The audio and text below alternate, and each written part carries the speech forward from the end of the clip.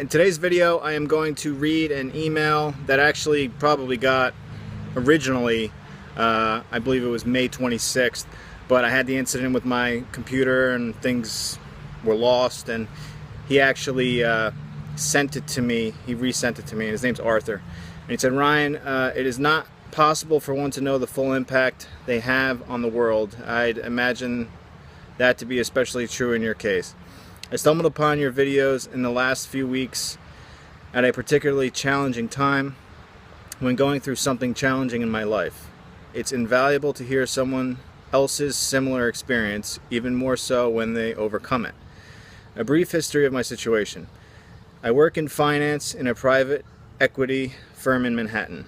I have scoliosis and kyphosis, degenerative spine disorders that have left me with a noticeable hunchback and, more importantly, a constant pain that gets worse when I sit down or lay down for long periods of time. Why I picked a job that requires me to sit down all day is beyond me. You are very familiar with this progression, so let's fast forward. My pain specialist was very quick with the prescription pad, and in less than 2 years I was at 500 milligrams oxy a day. Combine that with some family drama, career woes, and these little blue pills became a great crutch and a comforting friend. The secret life I lived for years weighed heavy on my soul, counting pills, planning vacation around it, worrying about the pharmacy, filling it, or my doctor being on vacation, etc., etc. Changed my personality for the worst. After yet another month of anxiety, I had enough. This was a year and a half ago. I went to my primary care doctor, told him everything, and we came up with a game plan. Due to my career and living with my girlfriend in Manhattan, I really couldn't go away for 3 months to a facility. I was afraid I would lose everything, so I planned with my doctor to consistently lower my dosage every month until I was totally off of it. I would increase my physical therapy to help with my back pain. I am not going to sugarcoat it, Ryan. It sucked, but it is doable. It's been 3 weeks now without any opiate, the longest I have gone without a pill in 6 years. Although there are moments of severe anxiety and the occasional bout of cold sweats, I do have an undeniable sense of freedom that can only be understood by someone who has gone through it. I have come to realize that drug addicts don't have a type. They come in all shapes and sizes from all walks of life. And although the specific struggles that each addict faces can be multifaceted and the obstacles to overcome these challenges can be nuanced, there is a common thread that runs through us all. Once you accept this and make a conscious effort to change, anything is possible. Sorry, there was a car going by. Thank you again for time and effort. You have helped me more than you will ever know. Let's go Mets. Let's go Mets. Thanks, Arthur, for sharing that. Along the same lines as he's saying in his story is that he's come to the realization that addicts come in all walks, shapes, and sizes. And yesterday it was released that the performer Prince had passed away from an opioid overdose. And I don't know if a lot of you saw it, but I did share some of the information. I was on Dr. Drew, this was about 3 weeks ago now, and to talk about some things, and they brought up Prince. And I'm going to be honest with you, I'm not the biggest fan of being on certain channels or stations and stuff like for that kind of, it's almost like gossip.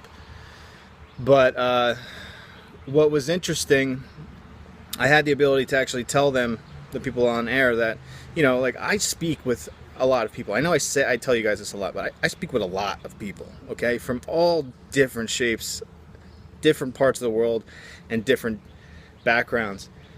And I made a post yesterday because I think it's very important for the public. I mean, I don't think the public realizes how much of an issue this is.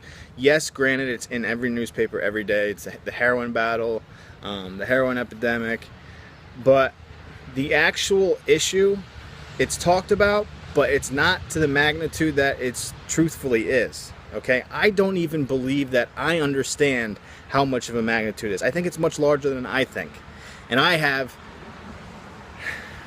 a pretty good idea, okay? And the reason I say that is because the types of people I've spoken with, it never surprises me who is on the other end of the line or other end of the email. I mean, I've spoken, and I'm not bullshitting here. I've spoken with politicians, CEOs, celebrities, professional athletes, firemen, police officers, lawyers, doctors, nurses, people that you would not think, oh, that's a junkie, or the housewives taking care of their kids. The all-American family is doped up. And this isn't bullshit. I mean, you wouldn't believe how many mothers, stay-at-home mothers, whose husbands are extremely successful, and they're home with the kids. They are doped out of their mind, and they don't know how to stop. And they know that if they come out and they say anything, the family, their whole image is destroyed. Okay, and then it comes down to the fact where I have to break it down for them and say, I understand that you have an image that you have to uphold, but how important is your health and your kids finding you dead? Okay, your kids are going to come in from school one day and you're going to be on the couch and you're not going to be awake. Stuff like that. So his story hit on something in my head, and that's why I started blurting out all this stuff. But the issue is much larger than we can even imagine. And another person I was speaking with last night who saw the post, and we were talking about it. I honestly, I don't know if there is a solution at this point, because it's so crazy and the epidemic's so large that the cause of the epidemic makes more money than the resolution. And when it comes down to it, money rules all. So until the resolution is worth more money than the actual cause, I don't see a change, to be honest. I know that sounds kind of doomy, but we do, as people, have control over how we overcome our own issues. And I believe that that's why I made this channel, for people to see that you can overcome this and you can live a happy, successful life afterwards.